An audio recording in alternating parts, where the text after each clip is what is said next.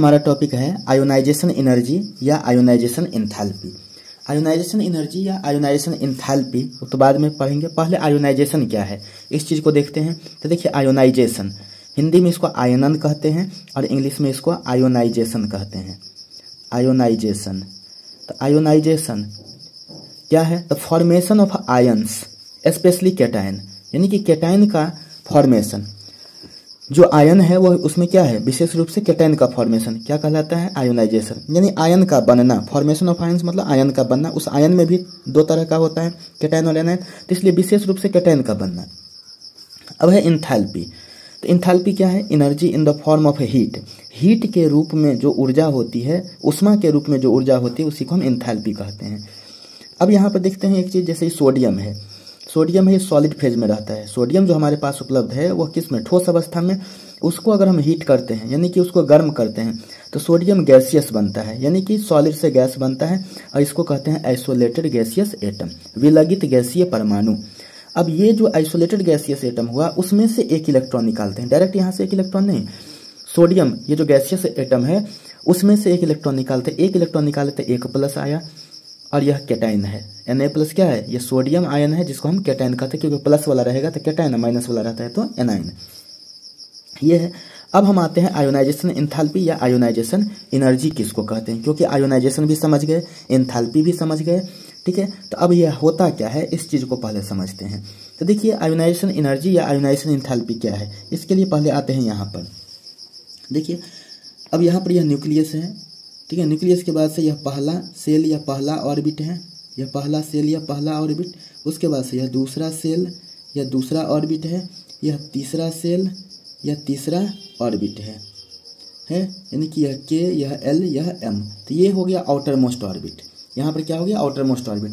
तो इलेक्ट्रॉन तो सारे ऑर्बिट में रहते हैं, यानी सारे सेल्स में, लेकिन ये जो आउटर मोस्ट ऑर्बिट है वो न्यूक्लियस से जैसा मतलब जैसा जैसा दूरी बढ़ता जाएगा, जितना दूरी बढ़ता जाएगा वहाँ पर का जो इलेक्ट्रॉन जो होगा न्यूक्लियस से उतना ही जो है ना लूजली बॉन्डेड होगा। लूजली बॉन्डेड मतलब दूरी बढ़ने पर क्या हो जाएगा, वो उसका बॉन्डिंग जो है ना उस इलेक्ट्रॉन का इसके साथ जो आकर्षण कम हो जाएगा, इसलिए इसको कहते हैं लूजली बॉन्डेड। तो इसलिए outermost orbits electrons are loosely bonded.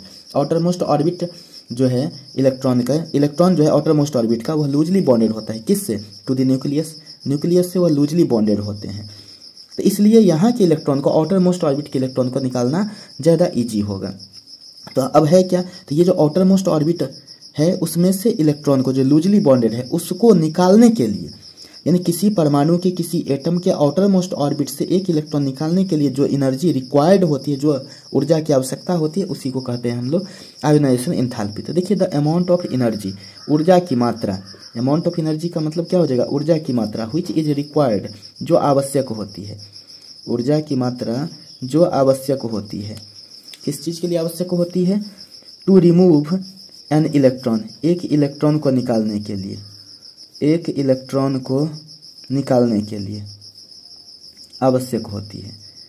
एक इलेक्ट्रॉन को निकालने के लिए आवश्यक होती है। कहाँ से? From the outer most orbit, बाह्यतम कक्षा से। बाह्यतम कक्षा से, यानी कि परमाणु के बाह्यतम कक्षा से एक इलेक्ट्रॉन को निकालने के लिए जो ऊर्जा की मात्रा आवश्यक होती है, उसमें भी आउटर मोस्ट ऑर्बिट किसका? Of an isolated gaseous atom, विलगित गैसीय परमाणु का। विलगित गैसीय परमाणु, यानी कि विलगित गैसीय परमाणु के बाह्यतम कक्षा से, परमाणु के बाह्यतम कक्षा से एक इलेक्ट्रॉन को निकालने के लिए ऊर्जा की जो मात्रा आवश्यक होती है उसी को कहते हैं ionisation enthalpy. Is called ionisation enthalpy या आयोनाइजेशन एनर्जी। और आइसोलेटेड गैसियस एटम कैसे होता है वो तो समझ में आ गया। सॉलिड फेज है सोडियम का, यहाँ पर उसको हम हीट किए तो ये गैसियस फेज में आया, यही आइसोलेटेड गैसियस एटम। तो आइसोलेटेड गैसियस एटम के आउटर मोस्ट ऑर्बिट से एक इलेक्ट्रॉन को निकालने के लिए जितनी ऊर्जा की मात्रा की आवश्यकता होती है वही आयोनाइजेशन एंथैल्पी कहलाती है। अब है right the factors affecting ionization enthalpy. Ionisation enthalpy को प्रभावित करने वाले कारक कौन कौन से हैं? देखिए write the factors affecting ionization enthalpy. तो factors affecting ionization enthalpy are as follows. Ionization enthalpy को प्रभावित करने वाले कारक निम्नलिखित हैं। पहला है एटॉमिक साइज, परमाणु का आकार।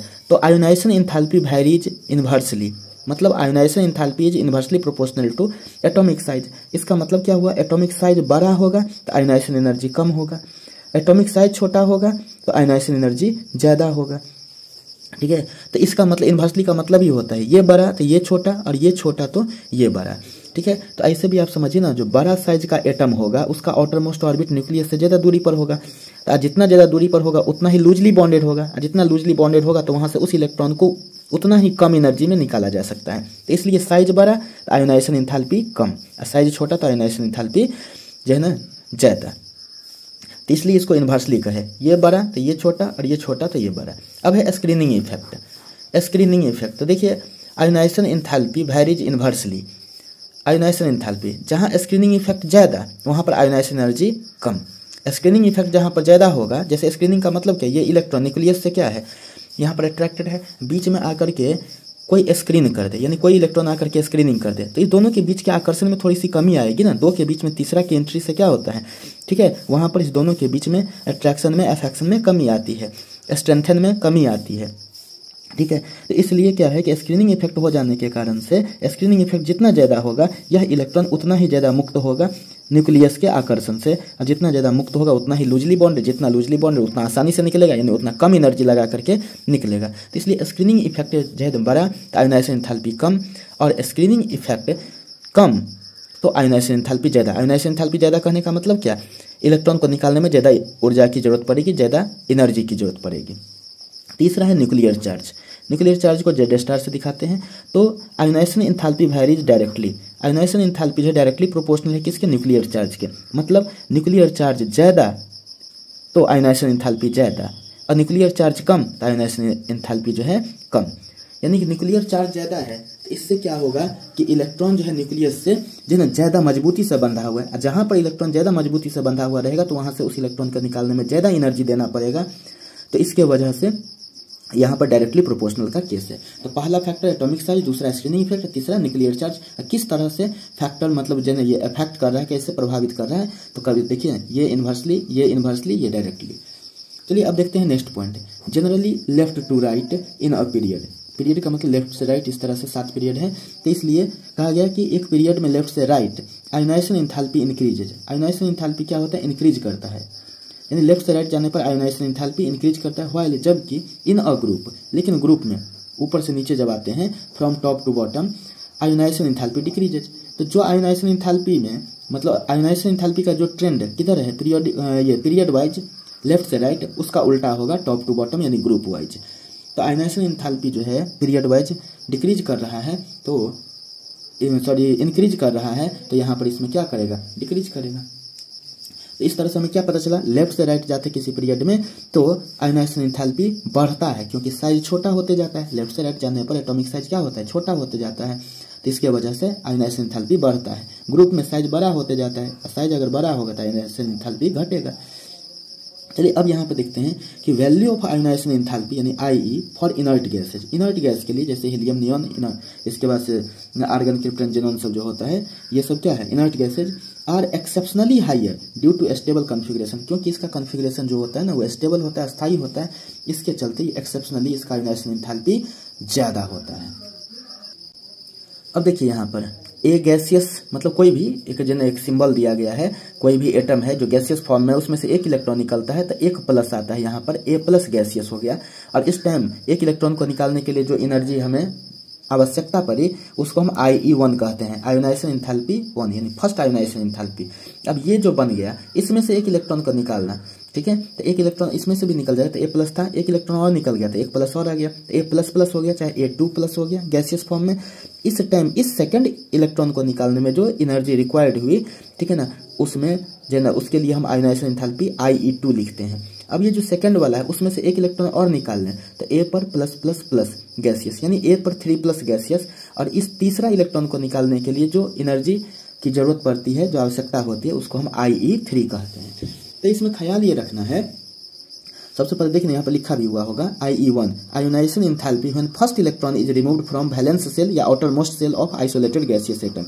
आइसोलेटेड गैसियस एटम के वैलेंस सेल से जो ना पहला इलेक्ट्रॉन निकालने में जो एनर्जी आवश्यकता पड़ती है उसको IE1, उसी तरह से दूसरा इलेक्ट्रॉन को निकालने में जो आयोनाइजेशन एंथैल्पी है उसको IE2, और तीसरा इलेक्ट्रॉन को निकालने में जो आयोनाइजेशन एंथैल्पी है उसको कहते हैं IE3। लेकिन 3 इलेक्ट्रॉन निकालने ना, पहली बार में एक इलेक्ट्रॉन, तो इस टाइम देखिए यह क्या था, यह कोई आयन नहीं था, यह न्यूट्रल था। अब आयन बना, फिर आयन में से एक इलेक्ट्रॉन निकलता है, फिर यहाँ से एक और इलेक्ट्रॉन निकलता है।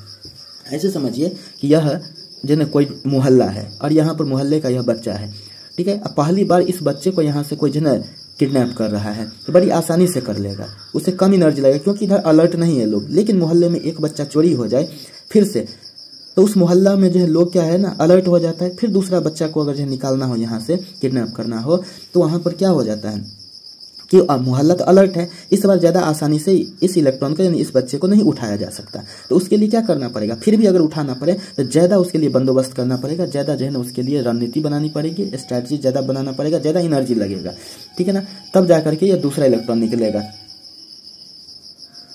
उसी तरह से जब तीसरा इलेक्ट्रॉन जब दूसरा भी हो जाए तो मोहल्ला और ज़्यादा जो है ना क्या हो जाता है, अलर्ट हो जाता है, ठीक है ना, हाईली अलर्ट है। फिर भी अगर निकालना है तो क्या करना पड़ेगा, पहले की तुलना में और ज़्यादा व्यवस्था करना पड़ेगा, यानी और ज़्यादा एनर्जी लगाना पड़ेगा, तब तीसरा इलेक्ट्रॉन निकलेगा। तो इसलिए अगर हम IE1 यह भी एनर्जी है, आयोनाइजेशन एनर्जी यह भी है, यह भी है, लेकिन इसमें सबसे कम कौन है, सबसे कम ये है, ठीक है, उससे ज़्यादा यह है, सबसे ज़्यादा यह है, क्योंकि तीसरा इलेक्ट्रॉन निकालना बड़ी मुश्किल होता है, ठीक है, अब पहला इलेक्ट्रॉन निकालना बड़ी आसान होता है। तो इसलिए देखिए यहाँ पर लिखा गया सक्सेसिव आयोनाइजेशन एंथैल्पी ऑर्डर, तो IE3 सबसे ज़्यादा, क्योंकि तीसरा इलेक्ट्रॉन निकालना बहुत ही क्या होता है, मुश्किल होता है, इसलिए यहाँ पर सबसे ज़्यादा एनर्जी लगाना पड़ेगा। तो इसलिए ionization energy 3, third ionization energy सबसे ज़्यादा, उसके बाद से सेकंड आयोनाइजेशन एनर्जी, उसके बाद से फर्स्ट आयोनाइजेशन एनर्जी, यानी सबसे कम क्या है, फर्स्ट आयोनाइजेशन एनर्जी। चलिए अब इसको देखते हैं, यहाँ पर देखिए तो जरा सा नाइट्रोजन 7 आयोनाइजेशन एनर्जी का ही कॉन्सेप्ट पढ़ रहे हैं एग्जाम्पल के थ्रू। तो देखिए तो नाइट्रोजन का 7 तो 1s2 2s2 2p3, तो 1s2 में 2 इलेक्ट्रॉन, तो देखिए यहाँ पर ऑर्बिटल है क्योंकि s सबसेल में एक ही ऑर्बिटल होता है, s ऑर्बिटल, यहाँ पर भी 2s है, एक ही ऑर्बिटल है, ठीक है ना। इसके बाद से यहाँ पर 2p है, तो p में 3 ऑर्बिटल है, तो 1 2 3 ऑर्बिटल, तो इसमें 2 इलेक्ट्रॉन, तो देखिए 2 इलेक्ट्रॉन इसमें, 3 इलेक्ट्रॉन यहाँ पे, तो 1 2 3, तो इसको कहते हैं half filled 2p orbital, half filled 2p orbital. क्यों, क्योंकि अगर इसमें पेयर्ड इलेक्ट्रॉन रहता तब ना फुल फील्ड कहते हैं, तो हाफ फील्ड है। लेकिन ऑक्सीजन में देखें तो 1s2 2s2 2p4, 1s2 को देखें तो ऊपर नीचे यहाँ पर 2 इलेक्ट्रॉन, यहाँ पर भी 4 इलेक्ट्रॉन में कैसे, पहला दूसरा तीसरा चौथा इलेक्ट्रॉन ये हुआ, तो इसको कहते हैं इनकम्प्लीटली फील्ड 2p ऑर्बिटल। और हम लोग एक चीज़ जानते हैं कि हाफ फील्ड या फुल फील्ड ऑर्बिटल जो होता है वह मोर स्टेबल होता है। तो इसके वजह से नाइट्रोजन का क्या हो गया, स्टेबिलिटी ज़्यादा हो गया ऑक्सीजन की तुलना में। नाइट्रोजन का स्टेबिलिटी ज़्यादा होगा, मतलब क्या, ज़्यादा स्ट्रांग होगा, ज़्यादा स्ट्रांग होगा। तो स्ट्रांग चीज़ से कोई चीज़ को जो है ना, जैसे लोहा, एक छोटा सा टुकड़ा लोहा का रखिए और वहीं पर मिट्टी का ढेला रखिए, तो लोहा के टुकड़ा से कहेंगे कि थोड़ा सा इस तरह से निकाल देने के लिए, तो आप इस तरह से हाथ से मल करके लोहा के टुकड़ा को नहीं निकाल सकते क्योंकि ज़्यादा स्टेबल है। लेकिन मिट्टी का ढेला है, उसको हाथ से ऐसे रगड़ करके उससे थोड़ा सा टुकड़ा को आप निकाल सकते हैं। तो है तो दोनों सॉलिड, लेकिन एक क्या है, ज़्यादा स्टेबल है, लोहा ज़्यादा स्टेबल है और मिट्टी का ढेला जो है कम स्टेबल है।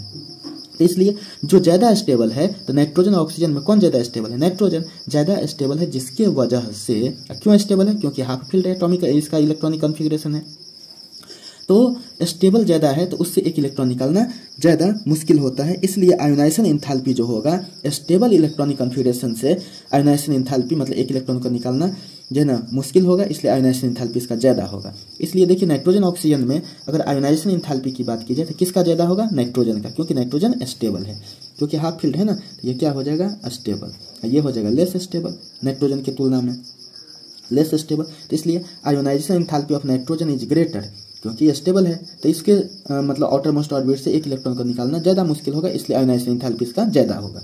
इसलिए लिखा गया कि ionization enthalpy of nitrogen is greater than that of oxygen due to stable half filled 2p orbitals.